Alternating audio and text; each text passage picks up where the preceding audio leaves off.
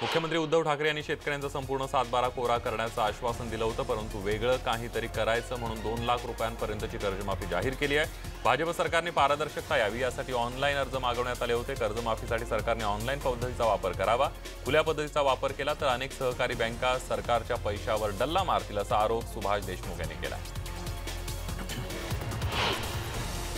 भारतीय नागरिकत्व कायद्याचं समर्थन करत आज अहमदनगर जिल्ह्यातील कोपरगाव इथं नागरिकांनी महारॅली काढली आहे। विरोधक चुकीच्या पद्धतीनं या कायद्याचा अपप्रचार करत असून भारतातील कोणत्याही समाजावर अन्याय होणार नसल्याची भावना यावेळेला अनेकांनी मांडली आहे। एकडे सीएए आणि एनआरसी कायद्याला विरोध होत असताना आता त्याच्या समर्थनासाठी लोक रस्त्यावर उतरताना दिसत आहेत। अहमदनगर जिल्ह्यातल्या कोपरगाव इथं महारॅलीचं आयोजन करण्यात आलं होतं। सांगलीच्या रस्त्यावर ग्रीन कॉरिडॉर पाहायला मिळाला। एका ब्रेन डेड झालेल्या महिलेचं यकृत पुण्याला रवाना करण्यात येत असल्यानं सांगलीमध्ये पहिल्यांदाच ग्रीन कॉरिडॉर हे यकृत पुण्याला रवाना करण्यात आलं। सांगली पोलिसांनी भारतीय हॉस्पिटलपासून सांगली शहराच्या बाहेर अवघ्या 4 मिनिटांमध्ये ग्रीन कॉरिडॉर करत गाड्यांना मार्ग करून दिला। यासाठी सांगलीचे पोलीस अधीक्षक सुहेल शर्मा, उपाधीक्षक अशोक विरकर यांच्या नेतृत्वाखाली विशेष 7 अधिकारी आणि 63 पोलिसांचा बंदोबस्त मार्गावर तैनात करण्यात आला होता।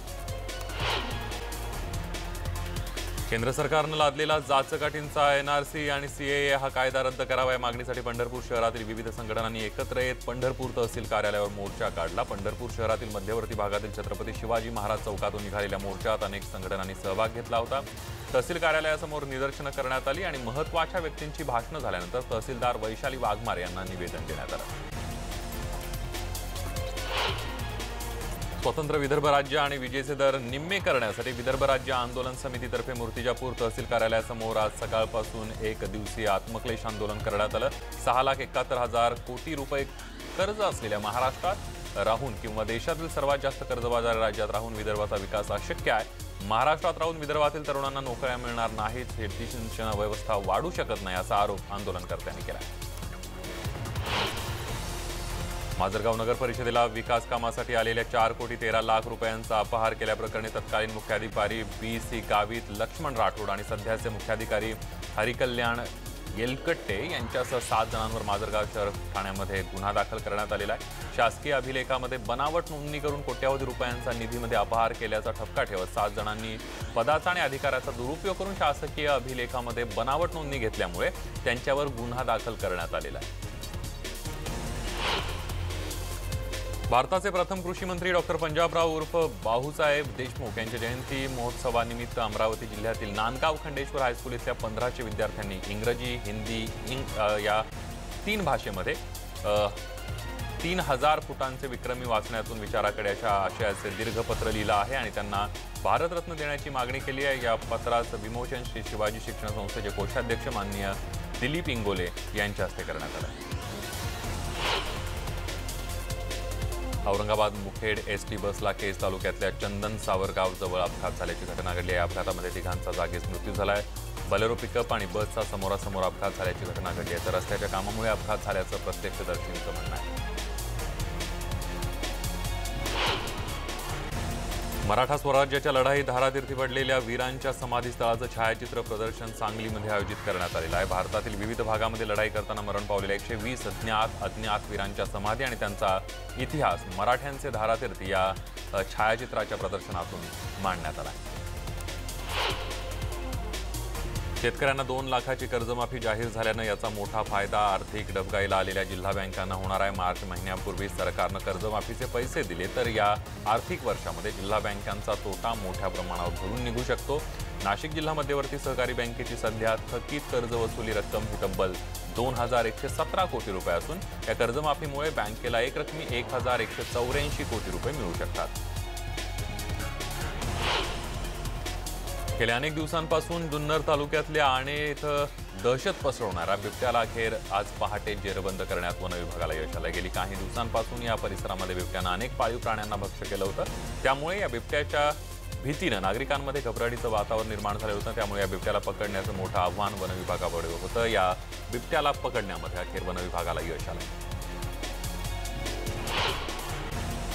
मागील काही दिवसांपासून सेलू तालुक्यातल्या मोरेगाव इथं धुमाकूळ घालणाऱ्या माकडाला अखेर वन विभागानं जेरबंद केलं असून मोरेगावातील ग्रामस्थांनी सुटकेचा निश्वास सोडलाय।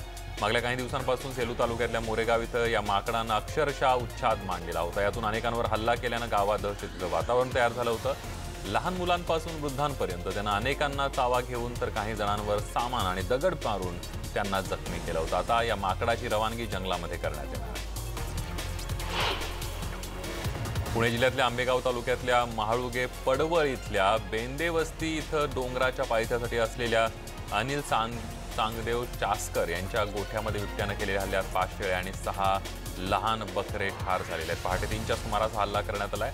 चास्कर यांच्या गोठ्यामध्ये 50 शेळ्या होत्या। इथल्या राखणदार गायीच्या गोठ्याकडे गेला त्यावेळेला हा हल्ला झाल्याचं बोललं जातं। तर वन विभागानं केलेल्या पंचनाम्यामध्ये चास्कर यांचं सुमारे 1.5 लाखांचं नुकसान झाल्याचं समोर आलंय। भारतीय नागरिकता संशोधन कायद्याच्या समर्थनार्थ भुसावळमध्ये आज सकाळी 11 वाजता शहरातील श्री अष्टभुजा माता मंदिरापासून ते प्रांत कार्यालयापर्यंत मोर्चा काढण्यात आला। राष्ट्रहिताच्या उपक्रमामध्ये बहुसंख्येनं सर्वांनी सहभागी व्हावं असं आवाहन अखिल भारतीय नागरिक मंचातर्फे करण्यात आलं। या मोर्चामध्ये शहरातील विविध संघटनांच्या प्रमुखांनी उपस्थिती लावली होती। प्रांताधिकारी यांनी निवेदन देऊन मोर्चाची सांगता केली। हिंगोली शहरामध्ये सीए आणि एनआरसी समर्थनार्थ आणि देशात पोलीस प्रशासनावर होणाऱ्या हल्ल्याच्या निषेधार्थ भव्य मोर्चाचं आयोजन करण्यात आलं। नागरिकता संशोधन कायद्याला समर्थन देण्यासाठी आणि जागोजागी पोलिसांवर समाजकंटकांकडून होणारे हल्ले याच्या निषेधार्थ हिंगोली बंद ठेवून शहरातील गांधी चौक ते जिल्हाधिकारी कार्यालयापर्यंत भव्य मोर्चा काढण्यात आला। यावेळेला शहरामध्ये कडकडीत बंद ठेवून नागरिकता सुधारणा कायद्याला समर्थन देण्यात आलं। अनेक संसार उघड्यावर आले। पोलीस आणि उत्पादन शुल्क विभाग यांना वारंवार कळून सुद्धा दारू विक्री बंद होत नसल्यानं संतप्त झालेल्या कुपटी इथल्या महिलांनी गावात मोर्चा काढून गावातील दारू बंद करण्याची मागणी केली आणि त्यानंतर गावात दारू विक्रेत्या दुकानदारांची धिंड काढली जाईल असा इशारा सुद्धा या महिलांनी दिला आहे। खर्रा दिला नाही या कारणावरून भंडाऱ्यामध्ये एका तरुणानं दुसऱ्या तरुणाचं डोकं फोडल्याची घटना घडलेली आहे। दरम्यान या मारहाणीच्या घटनेनंतर अश्विन भोंडेकर हा तरुण गंभीर जखमी झाला असून त्याच्यावर हा उपचार सुरू आहेत। तर आरोपी लव बागडे याच्या विरोधामध्ये जवाहरनगर पोलीस ठाण्यामध्ये तक्रार दाखल करण्यात आली।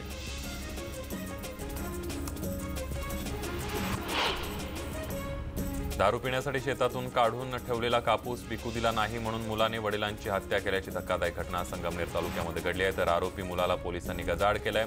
संगमनेरच्या आश्वी बुद्रुक इथं ही घटना घडली। या घटनेमुळे 70 वर्षीय सोन्या बापू वाघचौरे यांचा मृत्यू झालाय। तर फरार झालेला आरोपी संतोष वाघचौरे याला पोलिसांनी ताब्यात घेतलं।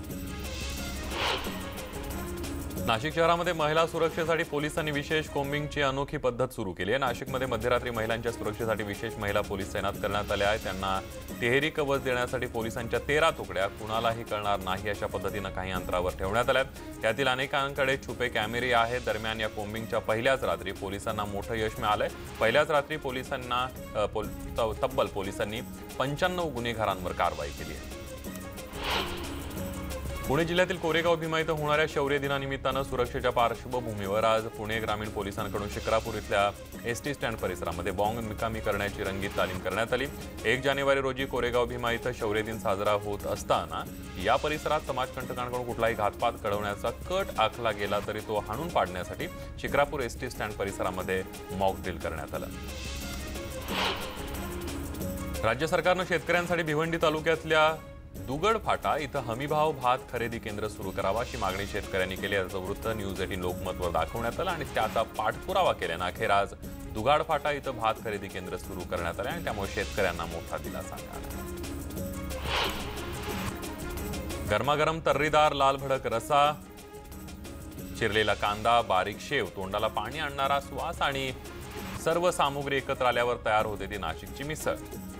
एमटीडीसीलाही या झणझणीत मिसळनं भुरळ घातली आहे। नाशिकची मिसळ अस्सल स्वाद देणारे असल्याचं ट्विट जे आहे ते एमटीडीसीनं केलेलं आहे। पुणेरी कोल्हापुरी मिसळ ही अनेकांच्या आवडीची आहे, मात्र नाश्त्यासाठी पर्यटकांची पहिली पसंती नाशिकच्या मिसळला मिळते। माढा तालुक्यातल्या प्रशासनाचा एक अनोखा प्रकार समोर आलेला आहे। 2019-20 या वित्तीय वर्षात मुख्यमंत्री ग्रामसडक योजनेतून माढा तालुक्यातल्या वडशिंगे ते कदम वस्ती मार्गे रेल्वे स्टेशनपर्यंतचा रस्ता मंजूर करण्यात आला। मात्र नाशिकच्या स्थानिक नेत्यांच्या दबावाला बळी पडून माढ्यातील अधिकारी आणि ठेकेदारांनी चक्क रस्ता बांधणीच्या कामाचं ठिकाणच बदललंय। त्यामुळे कागदोपत्री वडशिंगे ते कदम वस्ती असा रस्ता मंजूर असला तरी प्रत्यक्षात मात्र तो रस्ता दुसऱ्याच ठिकाणी बनवत असल्याचा आरोप गावकऱ्यांनी केला। 1950 पासून धार्मिक कारणांनी अत्याचार होऊन मूळ देश सोडून आपल्या देशात आश्रयाला यावं लागलं अशा निर्वासितांना नागरिकत्व देण्यासाठीच कायदा आणला असल्याचं मत भाजप प्रवक्ते माधव भंडारे यांनी केलेलं आहे। ते कराड इथं पत्रकार परिषदेमध्ये बोलत होते। तर कायदा लागू करण्याचा अधिकार राज्यांना नसतो असंही ते म्हणाले। वाशिम जिल्ह्याच्या भर जहांगीर परिसरातील विहिरीमध्ये पोहण्यासाठी गेलेल्या 38 वर्षीय युवकाचा बुडून मृत्यू झाल्याची दुर्दैवी घटना घडली आहे। प्रकाश साहेबराव आंधळे असं या मृत युवकाचं नाव असून या युवकाचा मृतदेह तब्बल 21 तासानंतर शोधण्यामध्ये संत गाडगेबाबा आपत्कालीन बचाव पथकाला यश आलंय। प्रकाश आंधळे हा युवक रविवारी दुपारी 4 वाजता विहिरीमध्ये पोहण्यासाठी गेला होता। त्यानंतर तो पाण्याबाहेर आलाच नाही। अखेर आज त्याचा मृतदेह विहिरीतून बाहेर काढण्यात आला।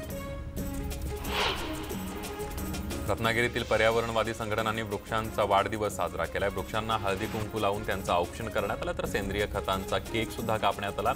या आगळ्या वेगळ्या वाढदिवसाला लहानग्यांपासून वयोवृद्धांपर्यंत सर्वजण उपस्थित होते।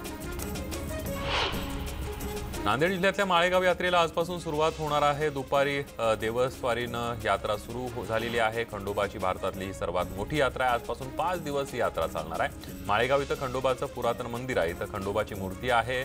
महाराष्ट्रातीलच नव्हे तर कर्नाटक, आंध्र प्रदेश, तेलंगणा आदी राज्यातून भाविक खंडोबाचा नवस फेडण्यासाठी इथे येत असतात। आज मार्गशीर्ष महिना संपणार आहे आणि उद्या सूर्यग्रहण असणार आहे आणि याचंच औचित्य साधून कोल्हापूरच्या करवीर निवासिनी अंबाबाईच्या मंदिरामध्ये आज कुंकुमार्चन या सोहळ्याचं आयोजन करण्यात आलं होतं। या सोहळ्यामध्ये तब्बल 750 महिलांनी सहभाग नोंदवला।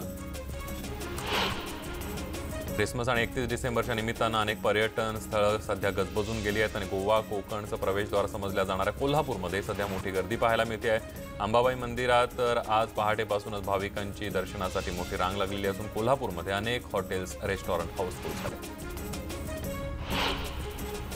लोकशाहीर अण्णाभाऊ साठे यांच्या जन्मशताब्दी वर्षानिमित्त लाल सेना आणि कबीर कला मंचतर्फे मनमाडला 16व राज्यस्तरीय साहित्य संमेलनाचं आयोजन करण्यात आलेलं आहे। म्हणजे सध्या तुरुंगात असलेले पत्रकार सुधीर ढवळे यांना संमेलनाच्या अध्यक्षपदाचा मान देण्यात